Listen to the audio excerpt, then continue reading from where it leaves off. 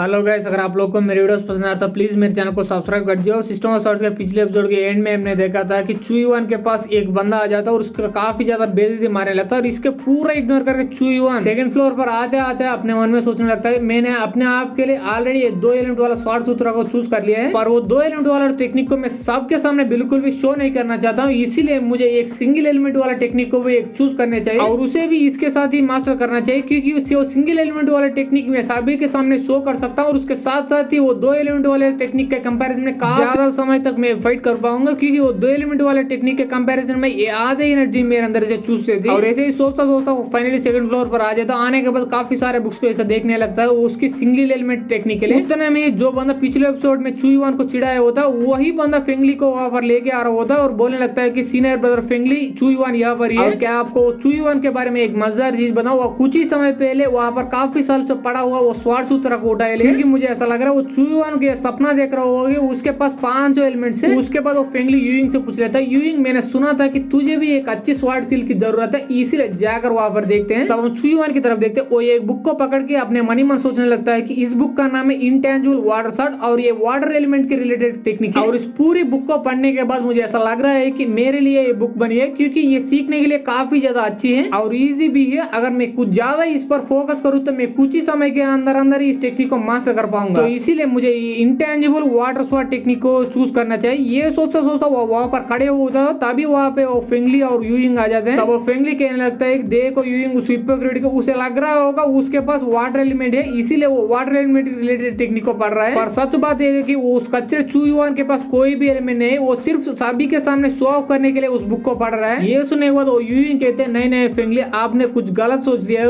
क्योंकि मुझे ऐसा लग रहा है वो चुईवान के पास वाटर एलिमेंट के साथ साथ 5 एलिमेंट्स है, क्योंकि उसने वो स्वार्थ सूत्र को भी चूज कर लिया है। और ये सुनने के बाद वो फेंगली फाड़ फाड़ के हंसने लगता है और बोलने लगता है अच्छा अच्छा जोक मारे तूने, उस कचरे के पास 5 एलिमेंट्स, ऐसा सपना भी नहीं हो सकता। वो यूइंग कहने लगता है मार लिया ना, अच्छा जोक मार लिया। मुझे भी कभी कभी ऐसा लग रहा है मुझे स्टैंड अप कॉमेडियन बनना चाहिए और ऐसा बनने के बाद मैं इस चुईवान पर ही सारे जोक्स मारना चाहिए, उसके बाद मेरा स्टैंड अप कॉमेडियन का शो काफी ज्यादा हिट हो जाएगा। ये सुनने के बाद फेंगली कहता है हाँ तुम सच बोल रहे हो, अगर चुईवान पर सारे जोक्स मार ले तो तेरा कॉमेडी शो काफी ज्यादा हिट हो जाएगा। वो फेंगली चुईवान से कहने लगता है चुईवान अगर तुम सबके सामने सच में शो ऑफ भी करना चाहते हो तो कोई हायर लेवल को वाटर टेक्निक को ढूंढना चाहिए, ये लो लेवल की वाटर टेक्निक है, इसीलिए इस टेक्निक को तुम्हें पढ़ता हुआ देखकर कुछ ज्यादा लोग इंप्रेस नहीं हो जाएंगे, इसीलिए मेरा बात मानो कोई हायर लेवल का वाटर टेक्निक या फायर टेक्निक को चूज करो। पर एक सेकंड यहाँ पर मेरा गलती हो गई, क्योंकि उस जैसे हाई लेवल वाली नहीं बल्कि इस जैसे लो लेवल वाली टेक्निक को तुम्हें सीखना ही नहीं बल्कि पढ़ना ही काफी ज्यादा मुश्किल हो जाएगा और वो हायर लेवल वाली टेक्निक को तुम समझ भी नहीं पाओगे, इसीलिए मेरा बात मानो यहाँ से दफा हो जाओ। और सारे बात सुनने के बाद फाइनली चुईवान उस बुक को क्लोज कर लेता है और बोलने लगता है सन यूइंग तुम्हारा फादर काफी अच्छा आदमी था और वो बचपन में मेरा काफी ज्यादा मदद किया, इसीलिए सिर्फ इसीलिए तुम इतना साल मुझे कितना ज्यादा परेशान किया, वो सारे गलतियों को मैं माफ करते आ रहा था। ये सुनने के बाद वो तुरंत ही उस फेंगली से चिपक जाती है। तब वो फेंगली बोल रहा होता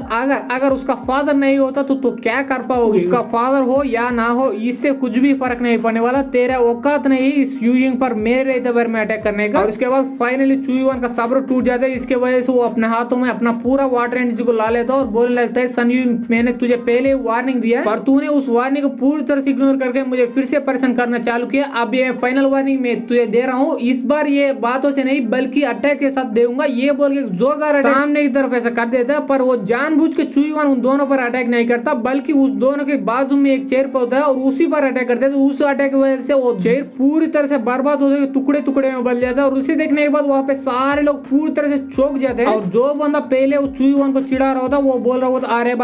बाप रे ये तो वाटर स्लैश का स्किल है। और ये सुनने के बाद उसके बाजू वाला बंदा बोल रहा हाँ तुमने सही पहचाना, जो बंदा वो बुक अभी चुईवान पढ़ रहा था वो इसी बुक के एक स्किल है ये। और ये सुनने के बाद पहला वाला बंदा और भी चौंक जाता और बोलने लगता क्या इसका मतलब ये है कि चुईवान के पास सच में वो वाटर एलिमेंट की पावर है। और ये बोलने के बाद वो पहले वाला बंदा अपने मन ही मन सोचने लगता अरे बाप रे क्या है वो चुईवान किसी तरह का मास्टर है क्या, वो उस बुक को पढ़ने कुछ ही मिनटों के अंदर अंदर वो स्किल को अच्छी तरह से सीख भी लिया। मैं ये मानता हूँ कि वो इंटेंजिबल वाटर शॉट बुक काफी लो लेवल की है, फिर भी उस चुईवान ने उस बुक को पढ़ने कुछ ही मिनटों के अंदर अंदर उसे सीख भी लिया, उसे मास्टर भी कर लिया। ये तो आम बात बिल्कुल भी नहीं है और इसे इतना कम समय में सीखने के लिए काफी अच्छे जीनियस को भी फट के हाथ में आ जाती है। अगर ऐसी बात है तो ये चुईवान उन सारे जीनियस में से सबसे बड़ा जीनियस है। तब वो सन यूइंग कहने लगते हैं सीनियर ब्रदर फेंगली उस चुईवान को कुछ दिनों के अंदर अंदर क्या हुआ, वो कुछ दिनों से हमें शैक पर शैक दिए ही जा रहा है। और वो वाटर स्किल को देखने के बाद वो फेंगली को मनी मन फट जाते हैं और बाहर की तरफ ऐसा बोल रहा होता गाइस सन यूइंग तुझे इतना चिंता करने की और इसके बारे में इतना सोचने की कोई भी जरूरत नहीं है, क्योंकि मुझे ऐसा लग रहा है जब वो चुई-वन अपने फेट स्वॉर्ड तब एक्टिवेट किया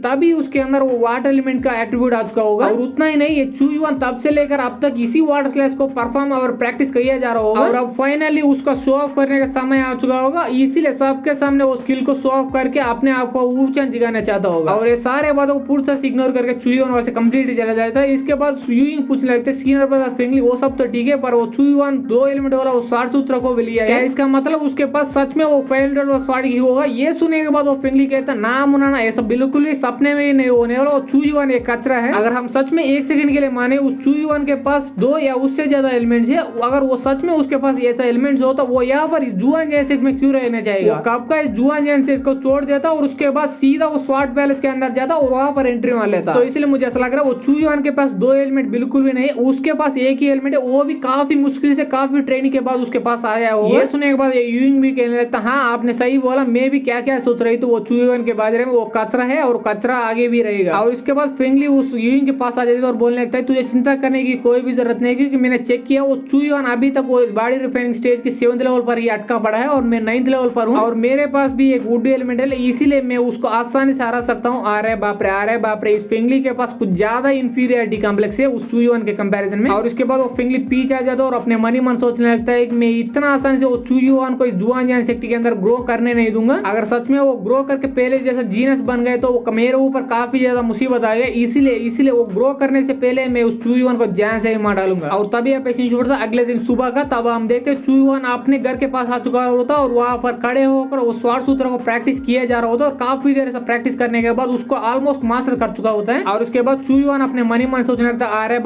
बाप रे, ये स्वार्ड सूत्र में कितना कमाल का सोचा, उससे काफी ज्यादा कमाल का है, क्योंकि मैं इससे मेरे दोनों एलिमेंट्स को एक ही साथ कंबाइन करके अटैक कर सकता हूँ। अगर मैं सच में वो दोनों एलिमेंट्स को कंबाइन करके अटैक कर दूं तो उसका इंपैक्ट काफी हद तक बढ़ जाएगा। तभी तो दोनों एलिमेंट्स या उससे ऊपर वाले एलिमेंट्स को काफी ज्यादा टैलेंटेड माना जाता है। अगर मैं एक सेकंड के लिए इसके बारे में सोचूं तो मैं दोनों एलिमेंट्स को कंबाइन करने के बाद भी इतना पावरफुल अटैक कर सकता हूं, तो मैं 5 एलिमेंट्स को कंबाइन करने के बाद कितना पावरफुल अटैक कर सकता हूं ये स्वार्ड सूत्र की मदद से। पर अभी भी मुझे ऐसा लग रहा है ये स्वार्ड सूत्र इनकम्प्लीट है, इसीलिए मुझे इसके बारे में कुछ सोचना पड़ेगा। ये सोचता वो वहां पर खड़े होता, तभी उसके घर की बाहर से कोई बंदा उसके डोर को खटखटाने की आवाज सुनाई देता और ये देखने के बाद तुरंत ही चेक करने के लिए चुई-वन उस घर के डोर को ओपन कर लेता और देखने के बाद चुई-वन थोड़ा चौंक जाता और सोचने लगता अरे बाप रे ये क्या हो रहा है, क्योंकि उसके सामने एल्डर बाय आ चुका होता और वो काफी ज्यादा टेंशन में दिख रहे होते और तभी हमारा ये एपिसोड यहीं पर खत्म हो जाता है। और गाइस अगर आपको जानना है तो एल्डर बाय कोई इतना टेंशन में आपको वेट करना पड़ेगा अगले एपिसोड तक, क्योंकि ये एपिसोड यहीं पर खत्म हो जाता है। एपिसोड अच्छी लगे तो लाइक कर दे, सब्सक्राइब कर दे, शेयर कर दे and thanks for watching guys.